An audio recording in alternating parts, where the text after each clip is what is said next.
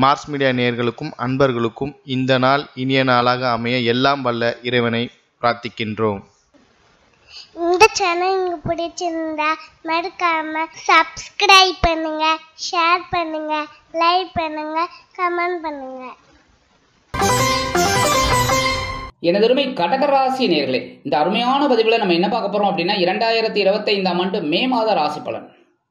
கொஞ்சம் சிரிங்க பாஸ், போங்க சார். ஒவ்வொரு ராசி பலனாக கேட்டு கேட்டு கேட்டு கேட்டு ரொம்ப டென்ஷன் ஆகிட்டோம். கண்டிப்பாக நீங்கள் புலம்புறது புரியுறது. ஆனால் இப்போ தான் உங்களுக்கு ஒரு தெளிவு கிடைச்சிருக்கு. கரெக்டாக ஓரளவுக்கு பரவாயில்ல, சமாளிக்கலாம், ஒரு சந்தோஷமாக இருக்கலாம் அப்படின்னு ஒரு சில பேருக்கு உண்டாயிருக்கு. அதுமாதிரி உடல் ஆரோக்கியம் பரவாயில்லை அப்படிங்கிற மாதிரி வந்திருக்கு. ஒரு எண்ணங்கள் தெளிவாக இருக்குது, முகத்தில் ஒரு தேஜஸ் தெரியுது, கொஞ்சம் பரவாயில்ல அப்படிங்கிற மாதிரி. அந்த வகையில் இந்த மே மாதம் உங்களுக்கு எந்தெந்த கிரகங்கள் சப்போர்ட்டிவாக இருக்குது, எந்தெந்த கிரகங்கள் மூலமாக கவனமாக இருக்கணும், பரிகாரமாக என்ன பண்ணினா ரொம்ப விசேஷம் அப்படிங்கிறத பற்றி நம்ம இப்போ தெளிவாக பார்க்க போகிறோம். ஃபர்ஸ்ட் ஆஃப் ஆல் 3-12 கூடிய அதிபதி புத பகவான் ஜீவனஸ்தானத்தில் இருக்கார். உத்தியோகத்தில் இருக்கிறவளுக்கு கொஞ்சம் வேலை பளு இருக்கும். தொழில் வியாபாரத்தில் இருக்கிறவா கவனமாக இருக்கணும், பொறுமையாக இருக்கணும். முயற்சிகளை மேற்கொண்டீர்கள் என்றால் வெற்றிகள் உண்டாகும். அதேமாரி எதிர்பாராத பயணங்கள் உங்களுக்கு ஏற்படலாம். எடுக்கிற காரியங்கள் மூலமாக ஒரு சந்தோஷம் இருக்குது அப்படின்னாலும் ஒரு செலவு கண்டிப்பாக இருக்கிறதுக்கு வாய்ப்புகள் இருக்குங்க. அதேமாரி உறவினர்கள் மூலமாக சில சந்தோஷமான செலவுகள் காத்திருக்கிறது. 16/5/2025 முதல் இந்த புத பகவான் எங்கே வர போறாருன்னு பார்த்தீங்கன்னா உங்களோட லாபஸ்தானமாகிய 11ஆம் இடத்துக்கு வந்துடுறாரு. அற்புதமான பலன்கள். ஏன்னா 10ஆம் இடத்துல இருக்கும்போது ஒரு உத்தியோகத்தில் பொறுப்புகள்லாம் கொடுத்தாலும் அந்த பொறுப்புகளுக்கு ஒரு சிறப்புகள் வர வேண்டாமா சொல்லுங்க. அதேமாதிரி தொழில் வியாபாரம் என்னதான் பரபரப்பாக இருந்தாலும் பேசுறதெல்லாம் நன்னா தான் இருக்கும். ஒட்டுறது தான் குட்டும் அப்படின்னு பேசுறது இதெல்லாம் தத்துவம். ஆனால் இப்போ எல்லாருமே யதார்த்தத்தில் தான் இருக்கும். தத்துவம்லாம் யாருக்கும் இப்போ சரியாக வரமாட்டேங்கிறது. புரியுறதா? சந்தோஷம் யதார்த்தம் இன்னைக்கு என்ன அப்படிங்கிற மாதிரி இருக்கு. படிக்கிற குழந்தைகளுக்கெல்லாம் அற்புதமான ஒரு படிப்பு வரும். நல்லா படிக்கக்கூடிய ஒரு ஏன்னா சூரியனோட சேர்ந்து புதாதித்ய யோகத்தையும் கொடுக்குறாரு. அதனால அந்த புத பகவான் மூலமாக படிக்கிற குழந்தைகளுக்கு ஒரு அற்புதமான அறிவுத்திறன் விருத்தியாகும். இந்த உத்தியோகத்தில் இருக்கிறவாளுக்கு முன்னேற்றம், தொழில் வியாபாரத்தில் இருக்கிறவாளுக்கு ஒரு லாபம் கண்டிப்பாக வந்து சேரும். குடும்பத்தில் ஒரு சந்தோஷமான செய்தியெல்லாம் காத்திருக்குங்க. 4-11 கூடிய அதிபதி சுக்கிர பகவான். எப்போவுமே சுக்கிர பகவான் பயிற்சி சொல்லும்போது உங்களுக்கு அப்படிதான் சொல்லுவேன், சூப்பர்னு. ஏன்னா சுகாதிபதி லாபாதிபதி, சுகங்களை அனுபவிக்கக்கூடிய ஒரு லாபத்தை கொடுக்கக்கூடியவர் இந்த சுக்கிர பகவான். அவரே கருங்க பார்த்தீங்கன்னா 9ஆம் இடமாகிய பாக்கியஸ்தானத்தில் உச்சமடைஞ்சு உட்காந்துருக்கார். அப்போ ரொம்ப பாக்கியங்களை அனுபவிக்கக்கூடிய ஒரு பாக்கியத்தை இந்த சுக்கிர பகவான் அற்புதமாக செய்கிறார். வீடு மனை வாகனம் வாங்க போட்ட திட்டம் வெற்றி அடையும். அதேமாரி திடீர்னு குழந்தைகளுக்காக சில செலவுகளை செய்வீர்கள். அதேமாரி உத்தியோகத்தில் ஒரு முன்னேற்றத்தை பார்க்கணுங்கிறதுக்காக சில செலவுகள். புதிய உத்தியோகம் அருமையாக வந்து சேரும். அதேமாதிரி தொழில் வியாபாரத்தோடு இப்படி பண்ணணும் அப்படி பண்ணணுங்கிற எண்ணமெல்லாம் உண்டாகும். விலையுயர்ந்த பொருளை வாங்கக்கூடிய ஒரு வாய்ப்புகளும் உங்களுக்கு கண்டிப்பாக கிடைக்குங்க. அடுத்தபடியாக 31/5/2025 முதல் இந்த சுக்கிர பகவான் எங்கே வர்றாருன்னா ஜீவனஸ்தானத்துக்கு வந்துடுறார். 10ஆம் இடம் அப்படிங்கிறதுனால பரபரப்பாக இருக்கக்கூடிய வாய்ப்புகள், தொழில் உத்தியோகத்தில் கொஞ்சம் மாற்றங்கள் இந்த மாதிரிலாம் வரத்துக்கு வாய்ப்புகள் இருக்குங்க. இப்போ இது வரைக்கும் நீங்கள் சாதாரணமாக அசிஸ்டன்ட் மேனேஜர் இருந்தீங்கன்னா மேனேஜர் ஆகிறதுக்கு வாய்ப்புகள் இருக்குது. அந்த மாதிரிலாம் ஒரு முன்னேற்றமான ஒரு மாற்றங்கள் உங்களுக்கு வரத்துக்கு வாய்ப்புகள் நிறையா இருக்குங்க. அடுத்தபடியாக 5-10 கூடிய அதிபதி செவ்வாய் பகவான். இவர் வந்து பஞ்சமாதிபதி ஜீவனாதிபதி. உங்களை ஒரு இதில் கொண்டு வர வரை இவர் தான். இந்த செவ்வாய் பகவான் எங்கே இருக்காருன்னு பார்த்தீங்கன்னா உங்கள் ஜென்மஸ்தானத்தில் நீச்சம் அடைஞ்சிருக்கார். ஏன்னா உங்கள் ராசியில் ஒரு நீச்சம். அப்போ நீச்சம் அடைந்த செவ்வாய் என்னத்தை பண்ணுவார்? ஒன்றும் பண்ண முடியாது, ஆனால் பண்ண வைக்கணும். கரெக்டாக? அப்போ என்ன பண்ணணும்? நம்ம கவனமாக இருக்கணும் உடல் ஆரோக்கியத்தில். ஏன்னா ஜென்மஸ்தானம், கோபத்தை குறைச்சிக்கணும். மற்றபடி எடுக்கிற காரியங்களில் கவனமாக இருக்கணும். ஏன்னா எடுத்தோம் கவிழ்த்தோம்னு பேசிடக்கூடாது. அதேமாரி எதையாவது ஒரு இடத்துல வச்சுட்டு இந்த ஒரு ஃபைலை எடுத்துகிட்டு அந்த பக்கம் வச்சுட்டு இந்த பக்கம் வச்சுட்டு தேடப்படாது. சரியா? அதேமாரி குழந்தைகளின் மூலமாக ஒரு நல்ல முன்னேற்றம் இருக்கும். அப்படின்னாலும் கொஞ்சம் கவனமாக இருக்கணும். குழந்தைகளோட உடல் ஆரோக்கியத்திலும் கொஞ்சம் கவனமாக இருக்கணும். ஜீவனாதிபதி அப்படிங்கிறனால கண்டிப்பாக உத்தியோகம் தொழில் வியாபாரத்தில் கொஞ்சம் கவனமாக இருந்தால் ரொம்ப விசேஷங்க. சரி, சீருடை பணியாளர்களாகிய காவல், ராணுவம், தீயணைப்புத்துறை, மருத்துவத்துறையில் வேலை பார்க்கும் நண்பர்களுக்கு எதிர்பார்க்கும் இடமாற்றம், பதவி மாற்றம், பதவி உயர்வு, சம்பள உயர்வு சற்று காலதாமதமாகி பிறகு அற்புதமாக நிறைவேறும். அடுத்தபடி தனவாக்கு குடும்பஸ்தானாதிபதி 2ஆம் வீட்டு அதிபதி சூரிய பகவான் ஜீவனஸ்தானத்தில் உச்சம் அடைஞ்சிருக்காரு. உத்தியோகத்தில் அடி தூள்களை போயிட்டே இருப்பீங்க. உச்சமடைந்த சூரிய பகவான் உங்களுக்கு பிரம்மாண்டமான ஒரு வெற்றியை தான் கொடுப்பார். ஏன்னா 10ஆம் இடம் திக்பலம், அதுவும் உச்சம் வேற, அடி தூள்களை போயிட்டே இருப்பாங்க. உபஜயஸ்தானம் அடி ஜீவனத்துலேயும் உங்களுக்கு குறைவே இருக்காது. அதேமாரி சில பேருக்கு வந்து கொஞ்சம் பரபரப்பாக இருக்கணுங்கிற ஒரு எண்ணம். சாதாரணமாக 6 மணிக்கு காலையில் எழுந்திருப்பீங்கன்னா 5:30 மணிக்கெலாம் எழுந்துருவீங்க. அந்த மாதிரிலாம் ஒரு முன்னேற்றம். உடல் ஆரோக்கியம் சிறப்படையும். 15/5/2025 முதல் அடி தூள் கலப்ப போறீங்க. ஏன்னா இந்த தனவாக்கு குடும்பஸ்தானத்து லாபஸ்தானத்துக்கு வந்துடுறார். லாபம் அப்படின்னாலே என்ன சந்தோஷம் வருதா, சிரிப்பு வருதா? அதான் முகத்திலே தெரியுது.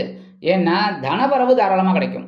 அதேமாதிரி கமிட்மெண்ட், யாருக்காவது வாக்குறுதி கொடுத்துட்டீங்கன்னா அதை ஈஸியாக முடிச்சிடுவீங்க. அதேமாரி ஃபேமிலிக்கு தேவையானதெல்லாம் வாங்கி போட்டுருவீங்க. அப்படியே ஏதாவது ஒன்று வாங்கணும் அப்படின்னா டக்கு டக்கு டக்கு டக்குன்னு முடிச்சிடுவீங்க.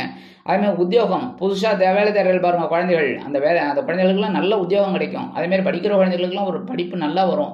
அதேமாரி தொழில் வியாபாரத்தில் லாபம் ஒன்று தான் குறிக்கோள் அப்படிங்கிற மாதிரிலாம் செய்யக்கூடிய ஒரு ஆற்றல் உங்களுக்கு கண்டிப்பாக வந்து சேரும். 6, 9 குடை அதிபதி குரு பகவான் லாபஸ்தானத்தில் இருக்கார். சூப்பர். ஆனால் கொஞ்ச நாள் தான், அதுக்கப்புறம் அவர் டிரான்சிட்டாரர். அந்த குரு வந்து பகைவனாதிபதி பாக்யாதிபதி லாபஸ்தானத்தில் இருந்துட்டு சமாளிச்சிங்க, எல்லாத்தையும் சமாளிச்சிங்க. உத்தியோகத்தில் மறைமுக எதிர்ப்புகளை சமாளிச்சிங்க, கடன்களை சமாளிச்சிங்க, உடல் ஆரோக்கியத்தை சமாளிச்சிங்க, தந்தையார் மூலமாக சில பிரச்சனைகள் சமாளிச்சிங்க, தந்தை வழி உறவினர்கள் மூலமாக பிரச்சனை சமாளிச்சிங்க. இப்படியே தான் இருந்தது. ஆனால் குருவோட பார்வைன்னு பார்த்தீங்கன்னா உங்களோட சகாயஸ்தானத்தில் விழுறது 5ஆம் பார்வை, முயற்சிகள் வெற்றியடையும். அதேமாரி 7ஆம் பார்வையாக உங்கள் பஞ்சமஸ்தானம், குழந்தைகள் ஆதரவாக இருப்பா. 9ஆம் பார்வை உங்கள் களத்திரஸ்தானம், கல்யாணம் ஆகாத குழந்தைகளுக்கு கல்யாண யோகம் உண்டாகும்.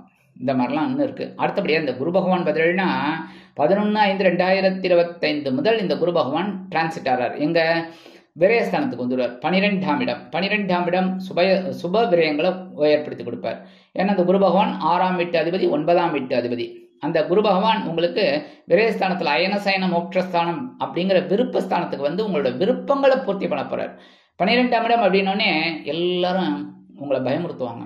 செலவுகள் நிறைய இருக்கும். யாருக்கு செலவு இல்லை சொல்லுங்கள்? இப்போ எனக்கு செலவு இல்லையா? இப்போ எனக்கு லாபஸ்தானத்தில் இருக்கார் குரு அப்படின்னா எனக்கு செலவு இல்லையா? அப்போ எல்லாருக்குமே செலவுகள் உண்டு. ஆனால் இந்த இடத்துல மோட்சம் அப்படின்னாலே விருப்பம்னு அர்த்தம். அப்போ உங்களோட விருப்பங்கள் பூர்த்தி ஆகும். அப்போ உங்களுக்கு சந்தோஷம்தான். ஸோ குழந்தைகள் மூலமாக ஒரு சந்தோஷம், உத்தியோகத்தில் ஒரு சந்தோஷம், தொழில் வியாபாரத்தில் சந்தோஷம். என்ன எப்போவுமே சந்தோஷம் அப்படின்னா கொஞ்சம் செலவு பண்ணுற மாதிரி தான் வரும். கரெக்டாக இப்போ ஒரு ஹோட்டலுக்கு போகிறோம், நல்லா திவ்யமாக ஷாப் பண்ணணும் அப்படின்னு நினைக்கிறோம். ஒரு சினிமாவுக்கு போகணும், நல்ல ஒரு சினிமா பார்க்கணும் அப்படிங்கிறோம். அப்போ என்ன செலவு பண்ணி தானே ஆகணும் சொல்லுங்கள்? அப்போல்லாம் ஃப்ரீ பாஸ்லாம் இருந்தது தேட்டரில். இப்போ அதெல்லாம் கிடையாது. இருக்கோ இல்லையோ தெரியாது, இருக்கு அவ்வளோவா கிடையாது.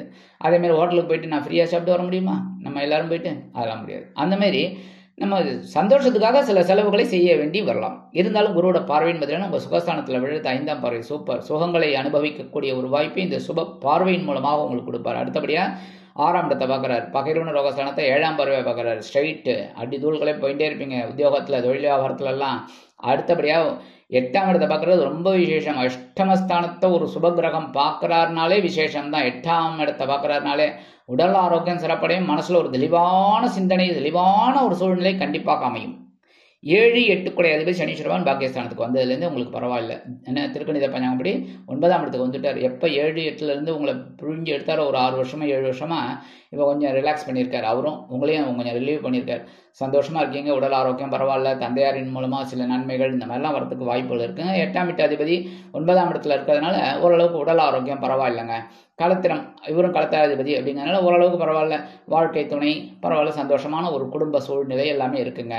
உத்தியோகத்தில் முன்னேற்றம், தொழில் வியாபாரத்தில் முன்னேற்றம். அடுத்தபடியாக சாயா கிரகங்கள் என்று அழைக்கப்படக்கூடிய ராகு பகவான் உங்களுக்கு அஷ்டமஸ்தானத்துக்கு வந்துட்டார். ஆனால் குருவோட பார்வையை வாங்கிக்கிறார். அதனால குரு பார்வையை வாங்கிட்டாலே ராகு கண்டிப்பாக பிரம்மாண்டத்தை தான் கொடுப்பார். கடுமையாக பாடுபட்டீங்கன்னா கண்டிப்பாக வெற்றி கிடைக்கும். அடுத்தபடியாக கேது பகவான் தனவாக்கு குடும்பஸ்தானம் என்று அழைக்கப்படக்கூடிய 2ஆம் இடத்துக்கு வந்துடுறார். இந்த நேரத்தில் வாக்குறுதிகள் கொடுத்தீங்கன்னா கொஞ்சம் கவனமாக கொடுக்கறது நல்லது. கமிட்மெண்ட்டு டக்குன்னு கொடுத்துடக்கூடாது. தனவரவு இருக்குன்னு சொல்லி அனாவசியமாக செலவு பண்ணிடக்கூடாது. சரியா? இந்த மாதிரிலாம் இருந்தால் ரொம்ப நல்லது. குடும்பத்துக்கு தேவையானதெல்லாம் வாங்கி போடணும். ஆனால் அனாவசியமான செலவுகளை குறைச்சிக்கிறது நல்லதுங்க. கொஞ்சம் முன்கோபம் வரலாம், அந்த முன்கோபத்தெல்லாம் குறைச்சிக்கணும். எடுத்தோம் கவிழ்த்தோம்லாம் நடந்துக்கப்படாது. உத்தியோகத்தில் தொழில் வியாபாரத்துலலாம் கவனமாக வந்து நல்லபடியான ஒரு முன்னேற்றத்தை பார்க்கணும். சரி, பரிகாரமாக என்ன பண்ணினா ரொம்ப விசேஷம்? குரு பகவான் வழிபாடு கண்டிப்பாக பண்ணணும். நவகிரகங்களில் உள்ள குரு பகவானை வியாழக்கிழமை தோறும் நெய்தீபம் ஏற்றி ஓம் ரிஷபத் விஜாவித் மிக குணிஹஸ்தாயுது மிக தன்னோ பிரகஸ்பதி பிரச்சோதயாத் 27 தடவை சொல்லிட்டு குரு பகவான் வழிபாடு பண்ணிட்டு வாங்கோ. கண்டிப்பாக உங்களோட மனக்குறைகள் தீரும், உடல் ஆரோக்கியம் சிறப்படையும். அடுத்தபடியாக முருகப்பெருமான் வழிபாடு கண்டிப்பாக பண்ணணும். சரியா? ஏன்னா இந்த உங்கள் ஸ்தானத்தில் தான் அதாவது உங்கள் ராசியில் தான் முருகப்பெருமான் நீச்சமடைஞ்சு உட்காந்துட்டுருக்கார். செவ்வாய் பகவான் நீச்சமடைஞ்சு உட்காந்துட்டுருக்கார். ஸோ செவ்வாய் பகவானை கொஞ்சம் நல்லபடியாக கொண்டு வரணும் அப்படின்னா முருகப்பெருமான் வழிபாடு செவ்வாய்க்கிழமை தோறும் செவ்வரளி மாலையிட்டு நெய் தீபம் போட்டு முருகப்பெருமான் காயத்ரி சொல்லி வழிபாடு பண்ணிட்டு வாங்கோ. கண்டிப்பாக ஒரு சுபகாரியங்கள் அற்புதமாக நிறைவேறும். மனசில் இருக்கிற கிளேசங்கள் குறைந்து சந்தோஷங்கள் கண்டிப்பாக வந்து சேரும். அடுத்தபடி இந்த சின்ன பரிகாரம் பண்ணிங்கனாலே 2025ஆம் ஆண்டு மே மாதம் அற்புதமான ஏற்றம் தரும், மாற்றம் தரும், முன்னேற்றங்களை அள்ளித்தரும் மாதமாக அமையும் என்று கூறி விடைபெறுகிறேன். நன்றி, வணக்கம். மீண்டும் ஒரு அருமையான பதிவில் நான் உங்களை மனமகிழ்ச்சியோடு சந்திக்கிறேன். வாழ்த்துக்கள். வாழ்க வளமுடன். இந்த சேனல் உங்களுக்கு பிடிச்சிருந்தா மறக்காம சப்ஸ்கிரைப் பண்ணுங்க, லைக் பண்ணுங்க, ஷேர் பண்ணுங்க.